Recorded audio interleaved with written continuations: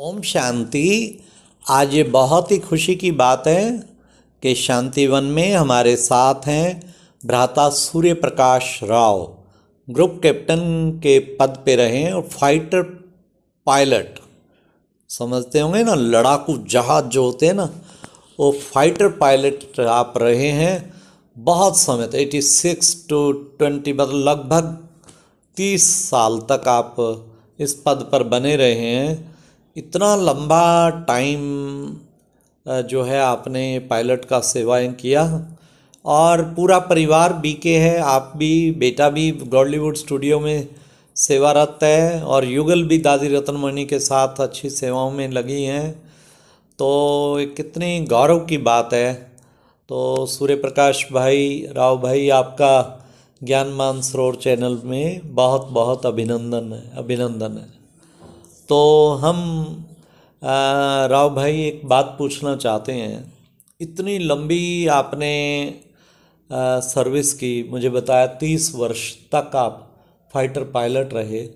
तो इतने लंबे टाइम में क्या बिल्कुल सेफ रहा या कहीं कुछ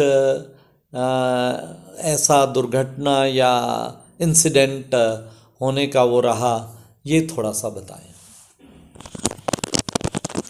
ओम शांति। आपका बहुत बहुत शुक्रिया, आपने हमें निमंत्रण दिया इस शो के लिए। जैसा आपको पहले भी मैंने बताया, 1986 से लेके 2020 तक हमने लगातार इतने वर्षों तक फ्लाइंग किया भारतीय वायुसेना में। अलग अलग तरह के जहाज़ उड़ाएं, अलग अलग एक्सपीरियंस रहे दिन और रात। और बाद में हम ज्ञान में भी आए पिछले 10 साल से। तो मैं ये कह सकता हूँ कि जहाँ तक मेरा रिकॉर्ड रहा है, किसी भी तरह का एक्सीडेंट तो छोड़िए, एक इंसिडेंट भी नहीं रहा हमारे करियर में, जो हमारे लिए एक बहुत बड़ी उपलब्धि है। इसके लिए हम बाबा का शुक्रिया अदा करते हैं। और जैसा कि आप ज्ञान में आने के बाद मैं समझ सकता हूँ कि मेरे ऊपर छत्र छाया हमेशा से था। जैसा कहते हैं, जाको राके साइया मार सके ना कोई, ये बिल्कुल सटीक बैठता है। एक दिन बाबा का बच्चा बनना था तो वो अम्ब्रेला, सेफ्टी कवच हमेशा से था, हालांकि उसका एहसास मुझे नहीं था। तो शायद यही मूल कारण रहा होगा कि हम एक भी इंसिडेंट की इतनी लंबी अवधि तक दिन और रात लगातार सर्विस करते रहे, फ्लाइंग करते रहे। और लास्ट के 10 दिन तक, रिटायरमेंट से 10 दिन पहले भी मैं कैप्टन बन के उड़ा और अपने साथ को पायलट और पैसेंजर को ले गया, जिसके लिए मुझे बहुत ही गर्व है। थोड़ा सा राव भाई जानना चाहेंगे हमारे दर्शकगण भाई बहने कि ये फाइटर पायलट में कुछ 4-5 की टीम होती है या आप अकेले उसे चलाते हैं, और इसकी स्पीड क्या आम फ्लाइट से काफ़ी ज़्यादा होती है, और किस तरह लड़ाकू विमान लड़ाई करते हैं, वो थोड़ा सा स्पष्ट करें। जी, हमारे यहाँ करीब 2-3 तरह के विमान होते हैं। एक होते हैं ट्रेनिंग एयरक्राफ्ट, जिसमें हम शुरुआत में ट्रेनिंग करते हैं, स्पीड कम होता है और सीट्स 2 होते हैं, ताकि आप इंस्ट्रक्टर के साथ जा कर के रोज़ आप प्रैक्टिस करो और फाइनली एक दिन अकेले उड़ने में सक्षम हो जाओ। ये कैडेट स्टेज में होता है। उसके बाद दूसरे तरह के विमान होते हैं जो बहुत कम गति के होते हैं, जिससे हम बर्ड वॉचिंग करते हैं। किसी तरह का ऑब्स्ट्रक्शन, आजकल देखिए ऊंचे ऊंचे मकान, ऊंचे ऊंचे टावर्स आ जाते हैं हर शहर में, तो उन सब की देख रेख, ताकि हम जो तेज़ गति से चलने वाले फाइटर्स को हम आगाह कर सकें, उसके लिए कम गति वाले होते हैं। तो ये दोनों तरह के जो विमान हमने बताए हैं, इनको छोड़ करके बाकी जितने भी फाइटर्स होते हैं वो अमूमन सुपरसोनिक होते हैं। सुपरसोनिक का अर्थ ही ये है कि एक सोनिक हम उसको वो बोलते हैं जो ध्वनि की गति हो, लगभग 1150 किलोमीटर के आसपास ध्वनि की गति।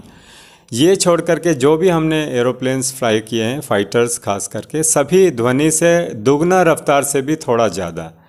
और इसमें जैसा कि मैंने पहले भी बताया कि ज़्यादातर फाइटर्स में सिंगल सीट ही होते हैं, ताकि आप fuel as well as ammunition ज़्यादा से ज़्यादा आप ले जा सकें, क्योंकि जब सीट एक बढ़ता है तो अपने आप बाकी क्षमता कम हो जाती है। और आजकल के जो मॉडर्न एरोप्लेन्स है जिसमें बहुत ज़्यादा देर तक उड़ने की ज़रूरत होती है, 5 घंटा 10 घंटा तक भी उड़ सकते हैं हवा से, में हवा ईंधन भर के, उनमें किसी किसी मॉडल्स में 2 सीट भी होते हैं। तो इनमें से 2 सीट के कुछ घंटे मैंने फ्लाइंग किए और ज़्यादातर करीब 6000 सॉर्टीज़ मैंने सिंगल सीट में ही किया है। 6000 बार मतलब लैंड ऑफ हुआ, वो टेक ऑफ and हुआ, landing, जी। हाँ लैंडिंग हुआ और अच्छा। परंतु इतना लंबा टाइम, मैक्सिमम कितना टाइम एक टाइम में आप कभी उड़े जीवन में?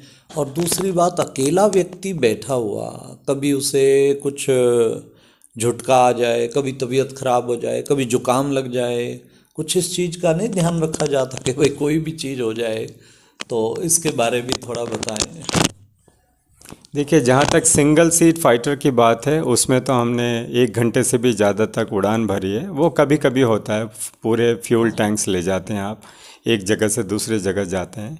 ये छोड़ के जहाँ तक सवाल है अलर्टनेस की, आपके पास हर सेकंड नहीं भी तो 1 से 1.5 से 2 सेकंड के अंदर अंदर कुछ ना कुछ कार्य करना होता है। अच्छा। या तो आप वॉचिंग कर रहे हैं, स्कैनिंग कर रहे हैं, कुछ स्विचेस की ओर ध्यान दे रहे हैं, मीटर्स की तरह ध्यान दे रहे हैं, तो आपके पास किसी भी और तरह का व्यर्थ के लिए कोई समय नहीं है और पूरा का पूरा अटेंशन आपको उस उड़ान पर ही रखना पड़ता है।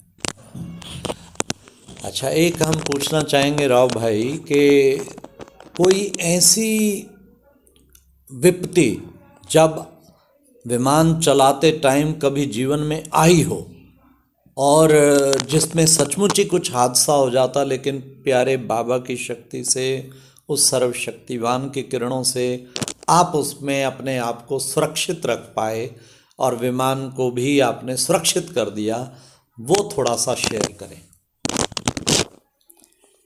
देखिए, हमारे प्रोफेशन में हर दिन ही एक चैलेंज है, क्योंकि हर टेक ऑफ को एक सुरक्षित लैंडिंग में हमें परिवर्तन करना ही पड़ता है, क्योंकि हम इस कीमती एसेट को जो भारत देश की रक्षा के लिए, उसे हम वेस्ट नहीं कर सकते, किसी भी तरह का लापरवाही नहीं बरत सकते। तो ऐसी बहुत सारे सिचुएशंस आए जब हम विकट परिस्थिति में पड़े, लेकिन एक मैं याद कर सकता हूँ अपने आप को, उसमें से एक, मैं ये नहीं कहूँगा कि वो सबसे ज़्यादा मुश्किल वाला था। जो सब कुछ ठीक चल रहा था, मौसम जैसा कि मानसून का सीज़न ही कहेंगे, हमारे बेस में सब कुछ ठीक था, तो हम गए रूटीन अभ्यास करने के लिए 2 जहाज़ में। तो दोनों जहाज़ में जब हम अभ्यास कर रहे थे, इस दौरान हमने देखा, क्योंकि मानसून का सीज़न था, तो बादलें जो हैं तेज़ गति से बढ़ने लगे। फिर काले वाले बादल, जो घने बादल होते हैं, वो भी क्यूमुलोनिम्बस कहते हैं, वो भी बढ़ने लगे। और मौसम जिस तरह हमारा स्टैंड बाय बेस होता है, जहाँ पे हमारा मेन बेस में कोई प्रॉब्लम होने से लैंड करते हैं, उस तरह से उधर मौसम ख़राब हो रहा था। तो हमने एक्सरसाइज पहले ही कॉल ऑफ कर दिया था, हमने उस एक्सरसाइज को रोक दिया था और वापस हम सुरक्षित लैंडिंग की तरफ बढ़े। आते आते हमने देखा कि क्लाउड्स और बढ़ गया, हमारे बेस की तरफ भी घने बादल चलने लगे। तो एक्सपीरियंस कम होता है हमेशा नंबर 2 जो आपके साथ रहता है, लेकिन इसमें हमारे फ्रेंड थे, लेकिन उनको हमने पहले प्राथमिकता दी, वो लैंड कर गए। और उनका लैंड करते करते जब तक हम वापस आए, पूरी तरह जो है रनवे काफ़ी हद तक ऐसा हम देख रहे थे कि बारिश अब होने ही वाला है, बारिश करीब करीब रनवे के एक छोर की तरफ आ गया। तो हमने उसी रनवे की तरफ प्लानिंग कर रहे थे, लेकिन स्थितियों को देखते हुए हमने अपना लैंडिंग डिसकंटिन्यू करके दूसरे तरह से लैंड करने की कोशिश की। तब तक यहाँ से वहाँ तक बारिश भी एक छोर से दूसरे छोर जा रहा था और परिस्थितियाँ बदल रही थी। इस दौरान हमने पाया कि हमें लैंडिंग के लिए जो क्लियरेंस मिलना चाहिए ग्राउंड से, जो अरेस्टर नेट वगैरह होता, उसमें कुछ प्रॉब्लम्स आए और हम उस तरफ लैंड करने के लिए हमें अनुमति नहीं दी गई। तो इस कम से कम समय में डिसीजन लेके हमने उस परिस्थिति में हमने लैंडिंग को कंटिन्यू रखा, अपने ऊंचाई को थोड़ा तेज़ करके, जो तभी का तभी माइंड में आया, और एक सुरक्षित लैंडिंग करवा पाया। जबकि ऐसा हुआ, हम जब लैंड कर रहे थे, जो टैक्सी ट्रैक में होते हैं, ग्राउंड में होते हैं, उनको कुछ दिखाई नहीं दे रहा था। उन्होंने सोचा कि ये हादसा शायद हो ही गया हो, लेकिन जो भी ऑलमाइटी को हम याद करते थे हमेशा, ऑलमाइटी की याद में हम लैंड किए सुरक्षित, और दूसरे छोर में जाके हम हवाई जहाज़ को बंद करके बाहर आ गए, जो काफ़ी आश्चर्यजनक था सबके लिए, और मैं भी अल्लाह या खुदा का लाख लाख शुक्रिया अदा किया। जाको राखे साइयाँ मार सके ना कोई। देखिए कुछ भी नज़र नहीं आ रहा, लैंड करे आगे पता नहीं क्या चीज़ें आ जाएं, कितना बड़ा हादसा हो जाए, और फिर भी बस शिव बाबा से कनेक्शन जोड़ के और लैंडिंग कर दिया, और फिर कैसे सुरक्षित हो गए। और ऐसे टाइम पे भी शुभकामना, जो थोड़ा कम एक्सपीरियंस का जूनियर था उसको पहले करा दिया कि तुम कर लो और कोई बात नहीं मेरी, और इतने बादलों में बिना कुछ दिखे करा दिया। ये रियली बाबा ने कमाल किया।